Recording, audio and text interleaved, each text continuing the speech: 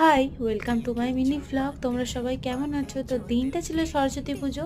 সকালবেলা ঘুম থেকে উঠেই আমি আগে চলে গিয়েছিলাম মায়ের মুখ দর্শন করতে, কিন্তু গিয়ে দেখলাম এখনো পর্যন্ত মায়ের মুখটা খোলা হয়নি।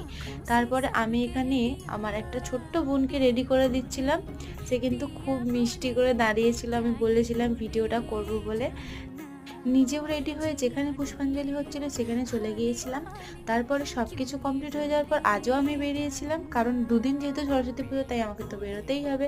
আজ গিয়েছিলাম হলদিয়া প্রিভিয়ার হলে, যেখানে আমি প্রথমবার গিয়েছিলাম।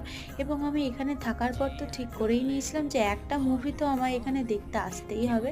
যাই হোক, সেটা তো আমার সেদিন ভাগ্যে হয়নি, নেক্সট টাইম হবে।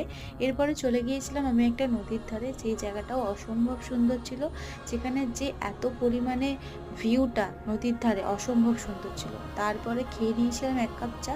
এখানেই আমি আমার ব্লগটা শেষ করছি। এর আরও একটা পার্ট আমি পরের দিন